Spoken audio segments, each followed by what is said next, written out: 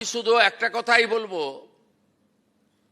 যে ভারতীয় জনতা পার্টিতে কালেকটিভ লিডারশিপ আমাকে যেদিন বিধায়করা মান্যবর অমিত শাহজির উপস্থিতিতে মান্যবর মোহন মাঝিজির উপস্থিতিতে আমাদের পরিষদীয় দলের নেতা নির্বাচন করেছিলেন, সেদিন আমি ঠিক এই মঞ্চে এই জায়গা থেকে দাঁড়িয়ে বলেছিলাম যে আমাদের সকলের নীতি হওয়া উচিত এবং আমিও সেটা মেনে চলি বা এই এক মাস আমি চলার চেষ্টা করছি। সেটা হলো আমি নয় আমরা, একটা কালেকটিভ লিডারশিপ এবং সবাইকে নিয়ে ঐক্যবদ্ধভাবে চলা এবং মানুষের যে বিরাট প্রত্যাশা, এই পুরো নির্বাচনের ক্যাম্পেনিং এর নেতৃত্ব দিয়েছেন যশস্বী প্রধানমন্ত্রী নরেন্দ্র মোদীজি। তিনি যেভাবে প্রত্যেকটা বিষয়ে পশ্চিমবাংলার বর্তমান অবস্থা এবং বিজেপি এলে মানুষের কি পরিবর্তন স্বাদ তারা পাবেন, সেটা অক্ষরে অক্ষরে পালন করার গুরু দায়িত্ব অনেকটাই মুখ্যমন্ত্রী হিসেবে আমার কাঁধে বর্তায়। আমি সেটা করার চেষ্টা করছি এবং ভবিষ্যতেও করব। সাথে সাথে আমাদের এই রাজ্যে রাজনৈতিক সচেতন রাজ্য, এই রাজ্যে রাজনীতি 12 মাসই হয়, অন্য রাজ্যগুলির তুলনায় খানিকটা ভিন্নতা এখানে আছে।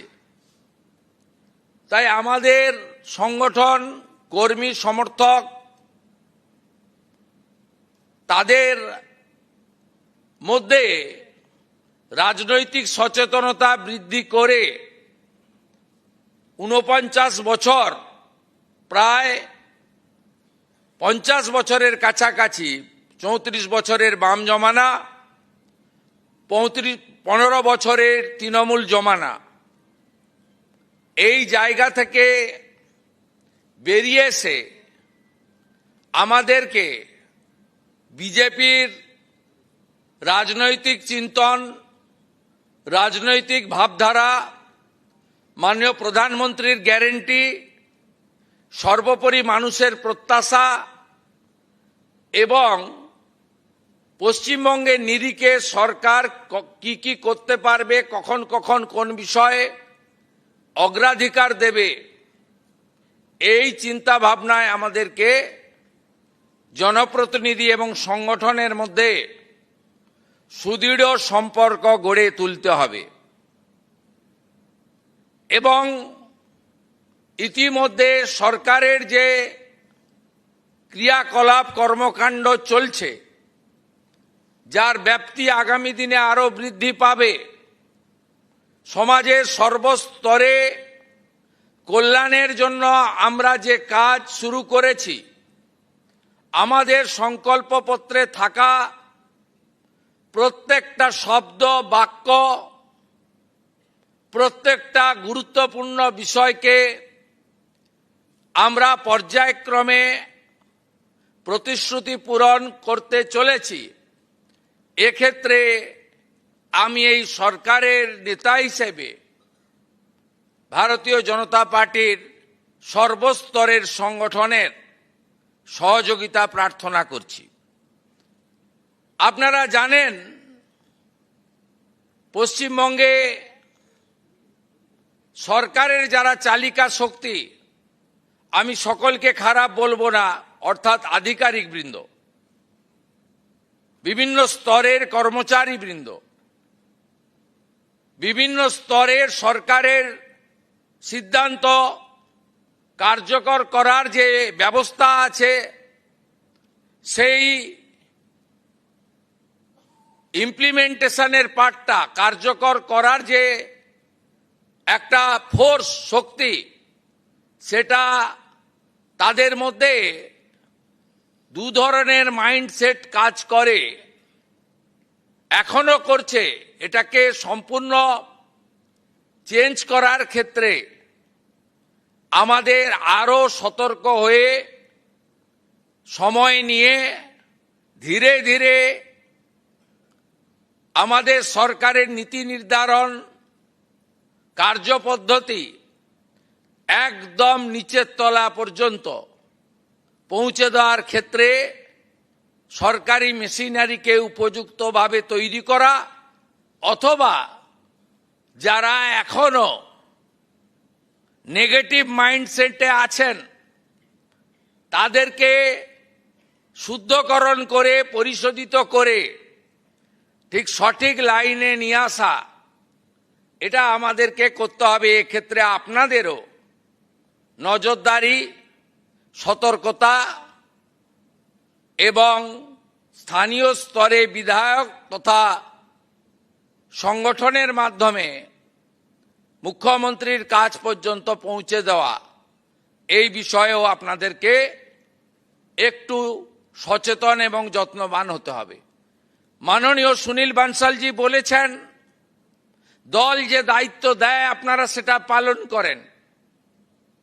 আমি এর জন্য আপনাদের প্রতি কৃতজ্ঞতা জানিয়ে মুখ্যমন্ত্রী হিসেবে আপনাদের কাছে এই প্রার্থনা বা এটা আমি চাইব যে সরকার এবং দলের মধ্যে সমন্বয়, সরকারি স্কিম, সরকারের উদ্যোগ, সরকারের ব্যবস্থা প্রকৃতপক্ষে এলাকাতে পৌঁছালো কিনা, যোগ্য বেনিফিশিয়ারির কাছে আমাদের পণ্ডিত দীনদয়াল উপাধ্যায়ের যে কথা একাত্ম মানববাদ, আমরা সেটা পৌঁছে দিতে পারলাম কিনা, ডক্টর শ্যামাপ্রসাদ মুখার্জির যে বিচারধারা রাষ্ট্রবাদ, সেটাতে আমরা কাজ করছি কিনা, আমাদের ভারতীয় সংস্কৃতি বাংলা বাঙালির ঐতিহ্যের উপরে দাঁড়িয়ে আমরা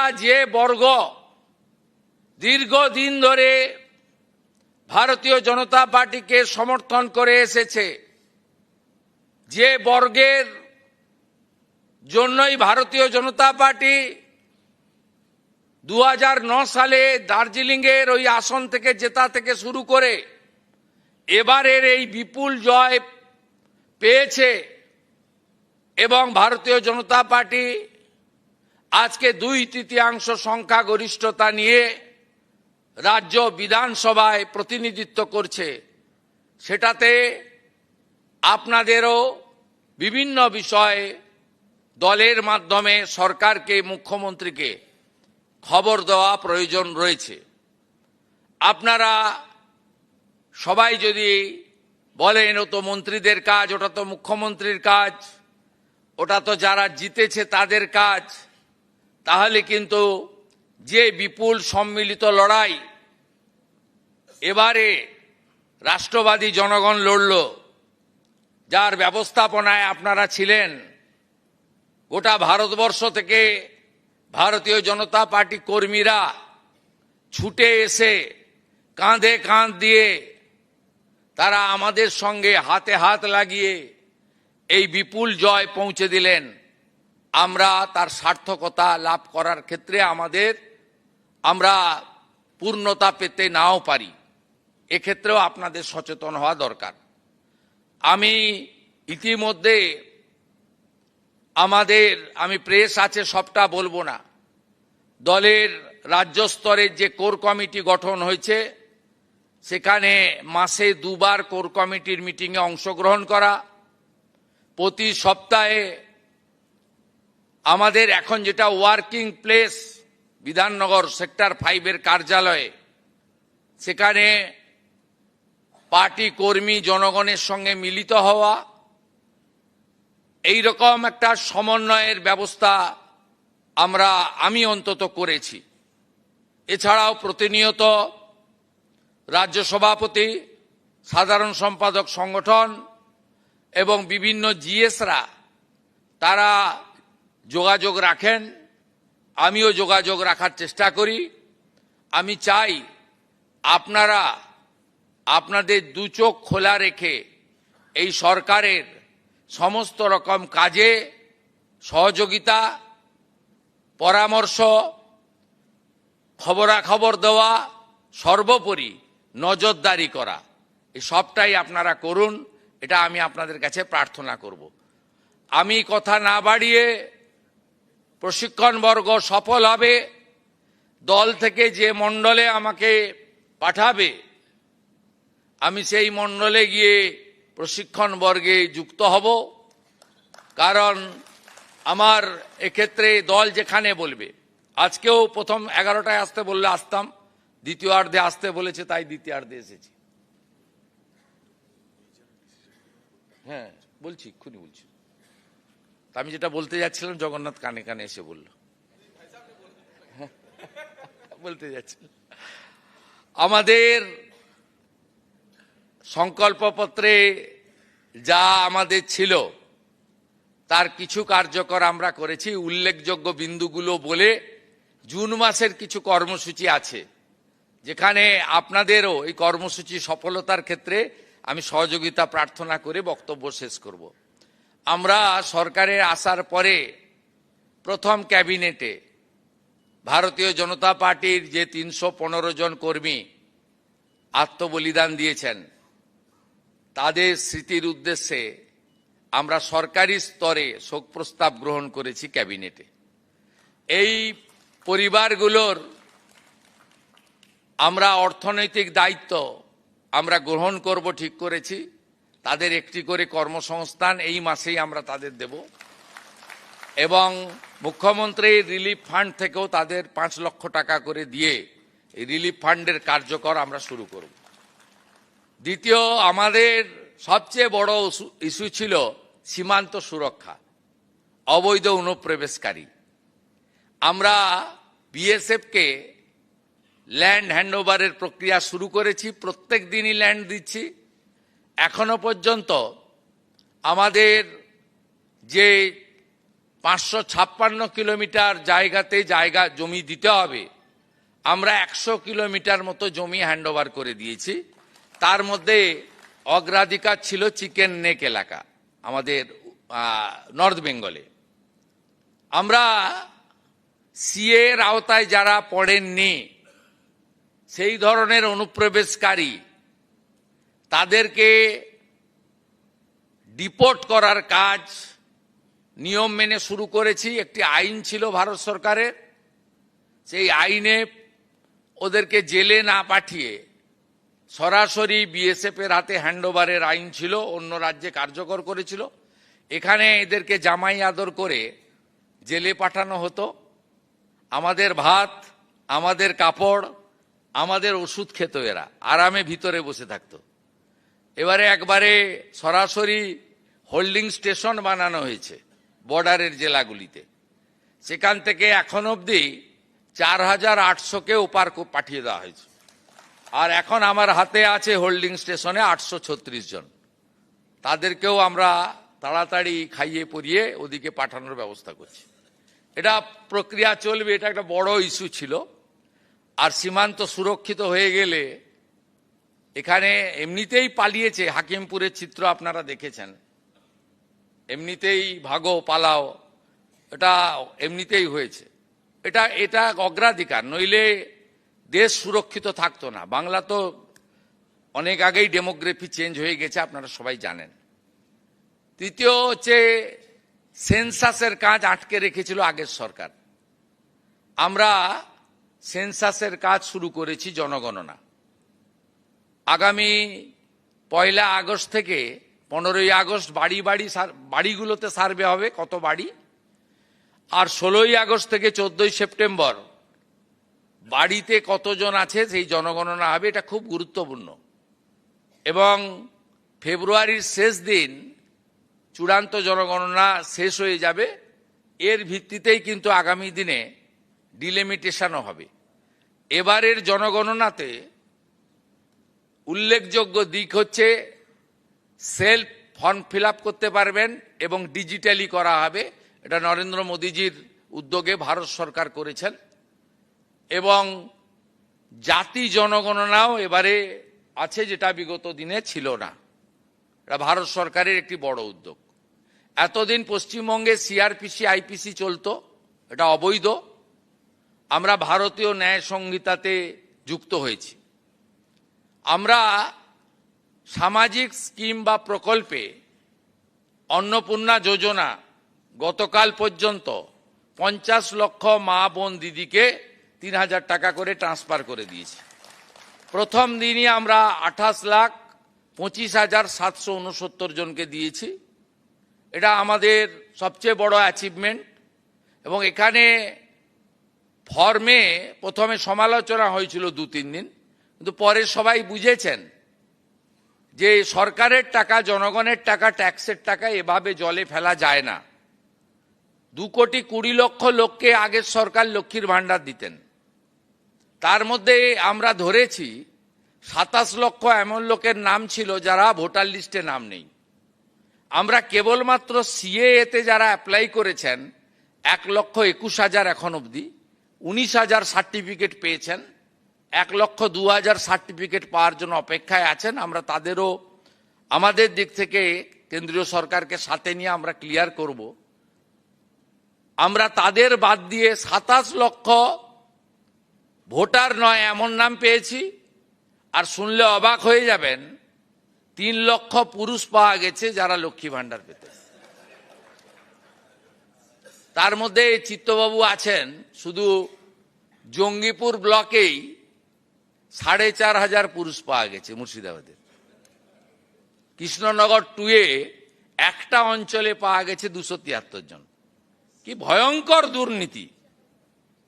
আপনি হিসাব করে দেখুন, এই 30 লক্ষের টাকা বছরে কত হাজার কোটি টাকা হয়, 1,500 করে হিসাব করলে। অতএব আমরা খুব স্বচ্ছতার সঙ্গে আমরা যা করছি এর সুফল আগামী 50 বছর এই রাজ্যে সরকার পাবে। আমরা ডাটা ব্যাংক তৈরি করে নিচ্ছি। আপনি ভাবলে অবাক হবেন, বিধবা ভাতাও পুরুষদের দিয়ে গেছে। এ যেখানে হাত দেওয়া হচ্ছে তো ব্রিগেড প্যারেড ময়দানকে জেল বানাতে হবে। আপনি যেখানে হাত দিচ্ছেন, কেউ আসবেন নবান্নতে, আমার টাইম নিয়ে চা খাওয়াবো আপনাকে, আপনি যেখানে হাত দিবেন সেখান থেকেই পচা দুর্গন্ধ বেরোচ্ছে।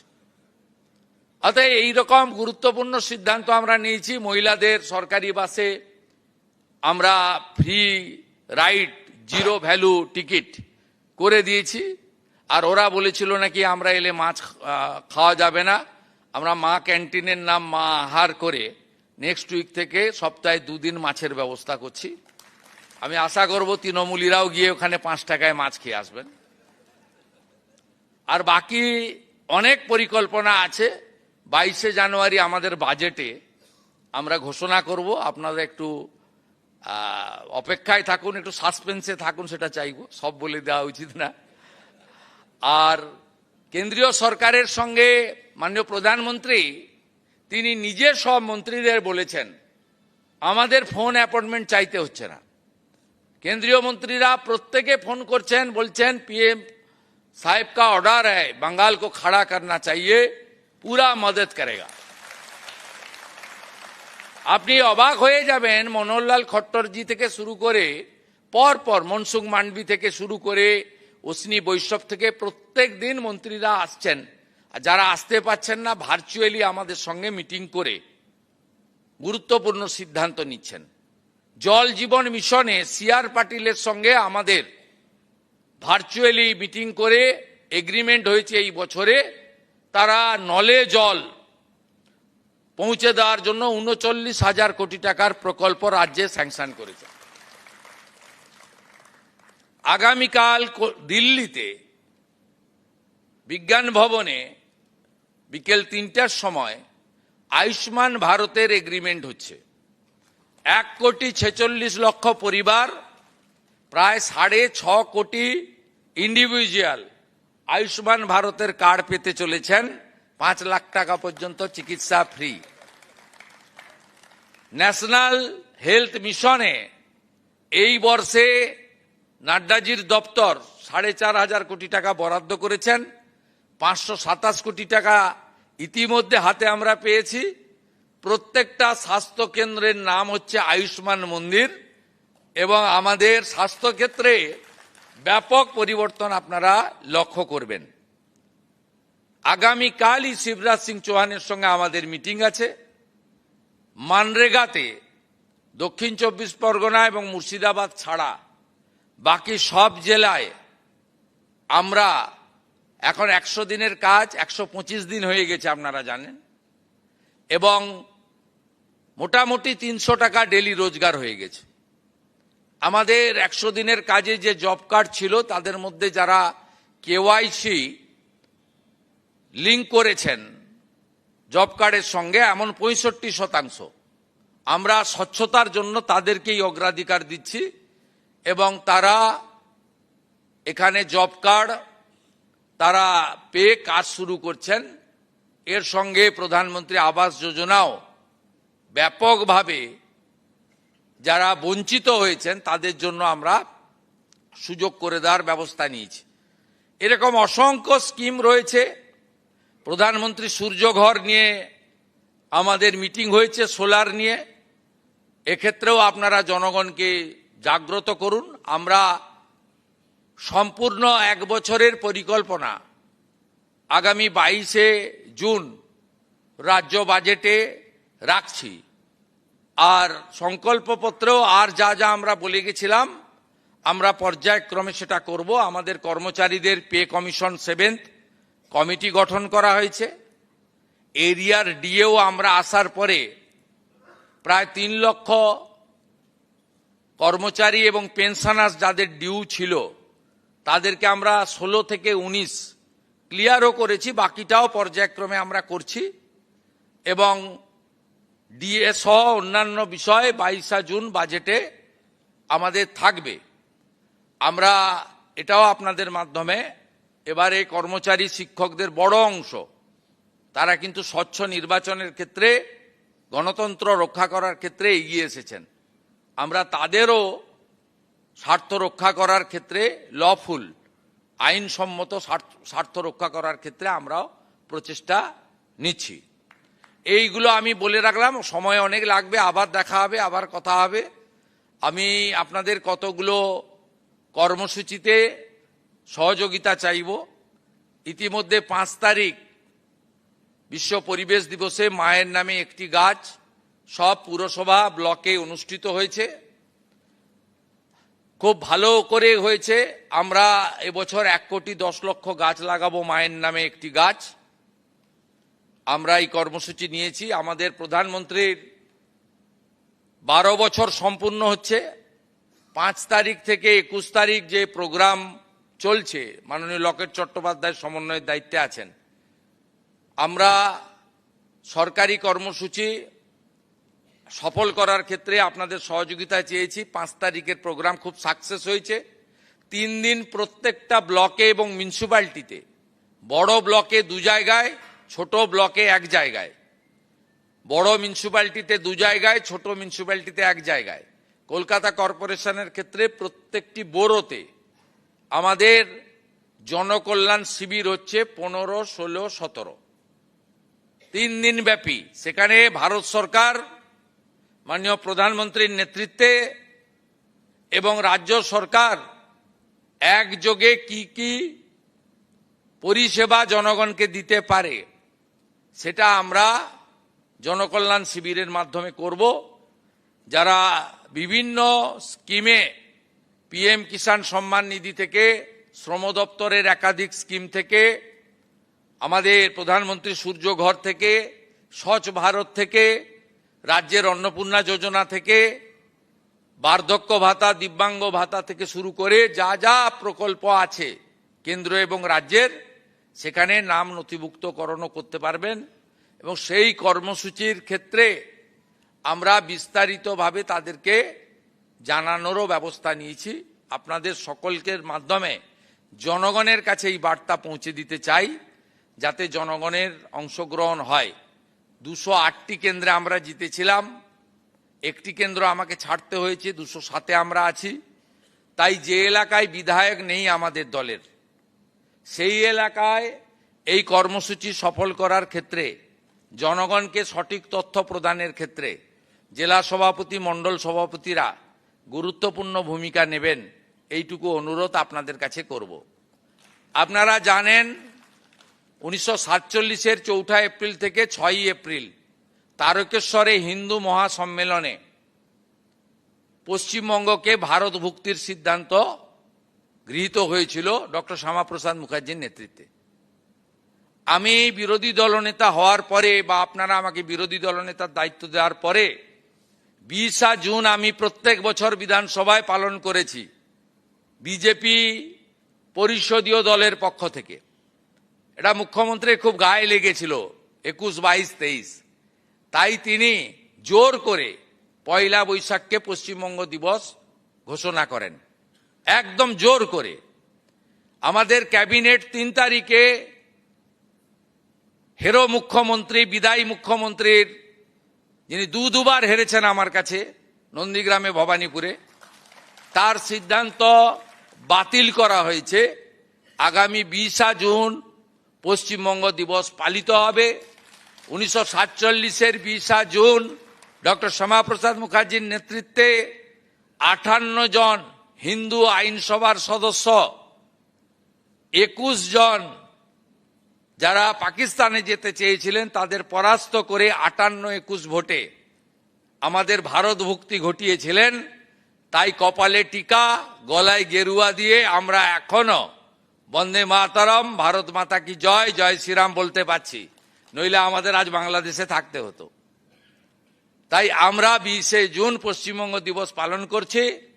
অত্যন্ত খুশির খবর, মাননীয় প্রধানমন্ত্রী ওই দিন পশ্চিমবঙ্গ সরকারের আয়োজিত তারকেশ্বরের কর্মসূচিতে উপস্থিত থাকবেন এবং আমি বিশেষ করে হুগলি এবং পার্শ্ববর্তী এলাকার রাষ্ট্রবাদী জনগণকে ডক্টর শ্যামাপ্রসাদ মুখার্জির আদর্শে অনুপ্রাণিত পশ্চিমবাংলার জনগণকে, যিনি আমাদের হোমল্যান্ড দিয়ে গেছিলেন, সবাইকে ওই কর্মসূচিতে ব্যাপক সংখ্যায় উপস্থিত হওয়ার জন্য বিনম্র আবেদন জানাবো।